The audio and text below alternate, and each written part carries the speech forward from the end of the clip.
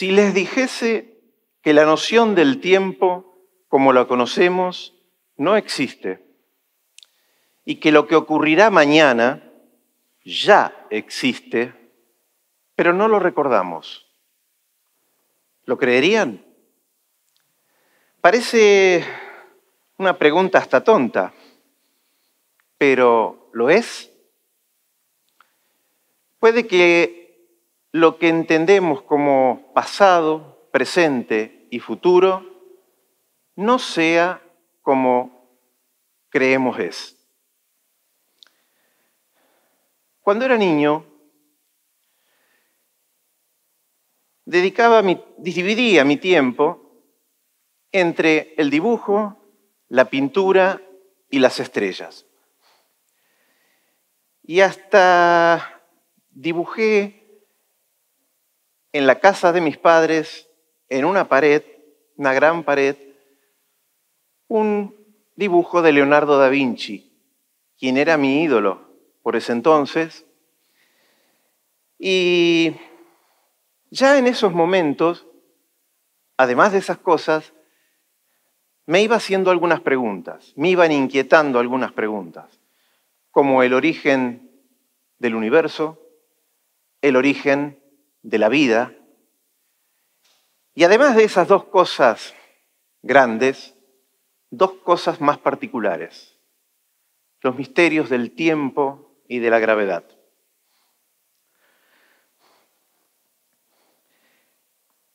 Son dos temas que abarcaron gran parte de mi vida y sobre las cuales me hice muchas preguntas. Hacerse preguntas es algo muy importante en la vida. Y no hay que tener vergüenza en hacerse preguntas, ni en hacerlas, porque en cada una de estas preguntas puede estar el germen de algo importante. Además, en mis clases, en mis conferencias, dadas a través de los años, a los jóvenes siempre les recomendé algo, que si querían hacer una carrera científica, le hiciesen siempre más caso al corazón que a la razón. Algunos quizás no estén de acuerdo con esta forma de pensar, pero con los años aprendí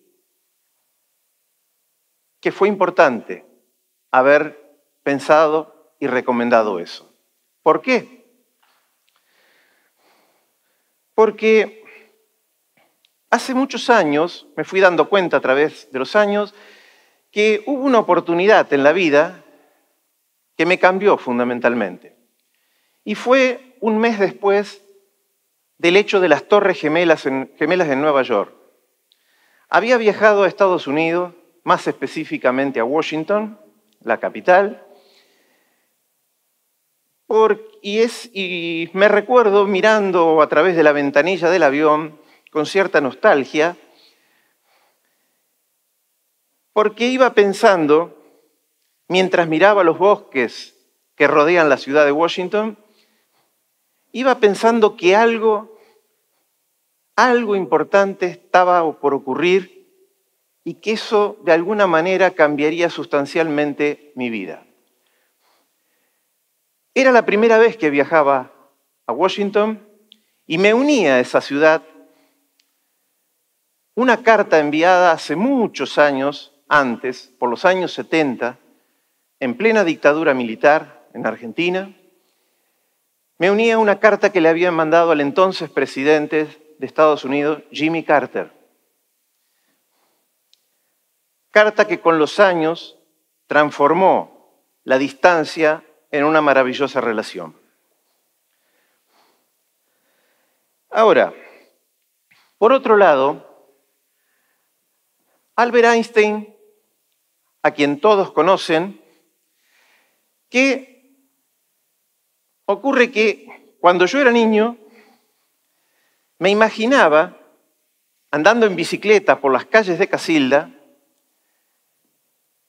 y me preguntaba a mí mismo, ¿qué pasaría si yo fuese cada vez más ligero? ¿Podría llegar un momento en que me podría ver a mí mismo? Esa pregunta me sorprendió, me siguió durante mucho tiempo y con los años descubrí que el propio Albert Einstein había imaginado algo similar. Nada más que él se había imaginado no sobre una bicicleta, sino montado sobre un rayo de luz. Albert Einstein mismo una vez le escribió una carta a la hermana de un gran amigo que había fallecido. Y en esa carta le dijo: Michelle se ha ido de este extraño mundo, pero eso no tiene ninguna importancia. Para nosotros, físicos convencidos, el pasado, el presente y el futuro es tan solo una ilusión, aunque una ilusión muy persistente. Esa forma de pensar a mí me persiguió toda la vida. La tomé, la hice propia y me guió en muchos pasos que di hacia el futuro.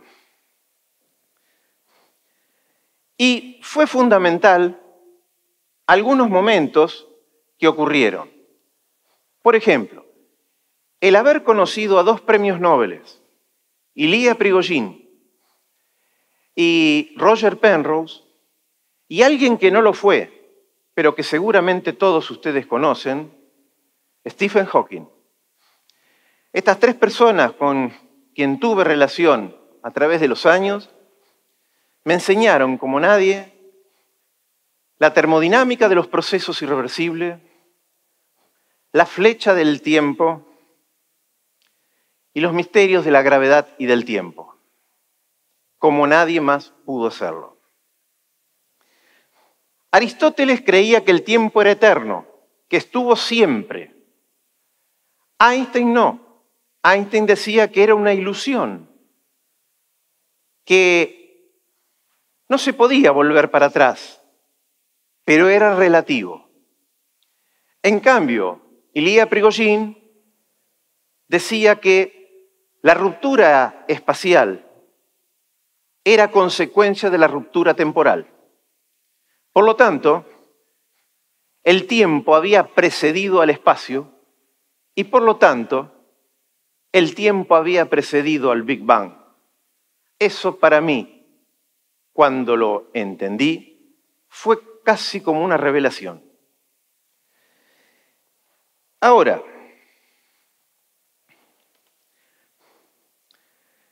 volviendo a mi viaje a Washington, yo había ido por razones científicas de gestión. Había ido a la OEA, a la Organización de Estados Americanos, porque estaba en la Comisión de Ciencia y Tecnología de la OEA en esa época, y a su vez en la National Science Foundation para tratar un tema crucial en ese entonces para la comunidad científica. Y circunstancialmente surge una tercera cosa a hacer en el viaje. Y fue la invitación para dar una charla en la Georgetown University. Ahora, entre esas delicadas gestiones para las cuales había ido en ese viaje, dar una conferencia era lo menos preocupante para mí. Ahora, ¿a ustedes les pasó alguna vez que alguien les estaba hablando y ustedes no entendían de qué les hablaban? Quizá les esté pasando ahora, ¿no? Muy bien. A mí me pasó en esa conferencia. ¿Por qué razón? ¿Qué fue lo que ocurrió? A mí me habían invitado para hablar de los temas que yo hablaba en esos tiempos. Y me puse a hablar de la termodinámica de los procesos irreversibles, la flecha del tiempo, la gravitación. Pero yo empecé a notar que la gente es como que No entendía. Esa era la sensación mirando los rostros, no entendía. Entonces en un momento hice una pregunta. Y la pregunta fue, ¿cuántos de ustedes, de los presentes, vienen de la física o de la astronomía? Solamente levantaron la mano 5 personas. En el auditorio había más de 500 personas. Cuando yo vi eso, me asusté muchísimo. Y pregunté, ¿y los demás? ¿De qué vienen? ¿De la biología? Y levantó la mano la mayoría. Recuerdo que un poco enojado, miré a la persona que me había invitado, que conocía muy bien de lo que yo hablaba, como recriminándole el auditorio que había preparado para la charla que yo estaba dando. Entonces, lo único que conseguí de esa persona es un movimiento de hombros, como queriendo decir, no sé. Bueno, la cuestión es que yo me puse muy nervioso y empecé a pensar, mientras seguía hablando, dando la conferencia preparada, me puse a pensar cómo podía reformar por respeto a la gente. Y por respeto a la gente, fui buscándole una salida. Y la salida fue terminar lo más elegantemente posible con una pregunta. Y la pregunta fue, si esto mismo lo trasladamos al mundo microscópico, al mundo celular, ¿será lo mismo? ¿Ocurrirá lo mismo?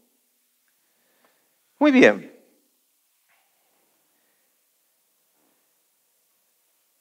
La vida después me fue haciendo encontrar con científicos muy importantes, ¿no? Que me fueron llevando de los agujeros negros y las estrellas de neutrones y las supernovas y el Big Bang y la cosmología al tema de los telómeros. De los telómeros que son, digamos así, como la punta de los cromosomas. Y cada vez que las células se dividen, los telómeros se subdividen también. ¿Y qué es lo que pasa? Van formando como un reloj de la vida. Nos va indicando cuánto tiempo de vida o de que adquiramos las enfermedades de la vejez nos va quedando. Entonces, estos telómeros fueron algo así también, se los puede ver como la punta de los cordones de nuestros zapatos.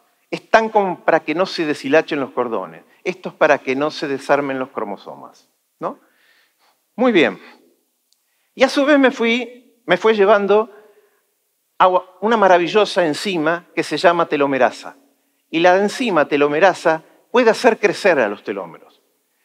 Por lo tanto, aquella vieja idea que surgida de esa pregunta de compromiso que hice para quedar bien con la gente en aquel momento de esa conferencia, lo fui llevando, elaborando y fui creando una especie de idea-teoría. Esa idea-teoría fue creciendo con el tiempo y mientras estaba creciendo con el tiempo ocurre un hecho histórico que todos ustedes seguramente conocen y es el caso del astronauta gemelo Scott Kelly que estuvo 340 días en el espacio. Y en esos 340 días en el espacio, sus telómeros crecieron, es decir, rejuveneció. Por lo tanto, ¿el tiempo es lo que miden los relojes? En principio diríamos que sí, ¿no? Pero los relojes, es decir, el tiempo en general, depende del tiempo, depende del espacio. Y el espacio depende de la gravedad que todo lo distorsiona. Y esta idea siguió evolucionando de tal forma que la gravedad volvió en su valor mínimo, el de la microgravedad, porque podía ser la causante de la activación de la telomerasa que hizo crecer los telómeros de Scott Kelly. Este año, hace muy poco, la nave espacial SpaceX CRS-22 de la NASA llevó al espacio los experimentos que diseñamos con los científicos de Estados Unidos que me ayudaron mucho en desarrollar la idea.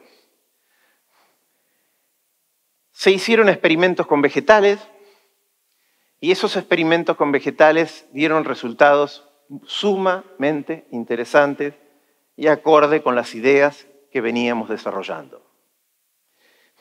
Como conclusión un poco de todo esto, y volviendo un poco al principio, hay que hacer preguntas. No tengan miedo en hacer preguntas. Hagan todas las preguntas que quieran, aunque parezcan tontas, porque como les dije, puede estar el germen de algo importante, quizás hasta de un descubrimiento.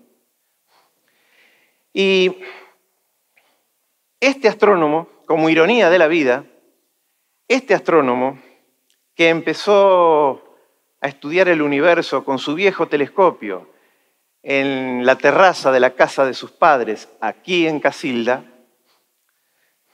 hoy está estudiando el universo desde un microscopio. Y recuerda una famosa frase: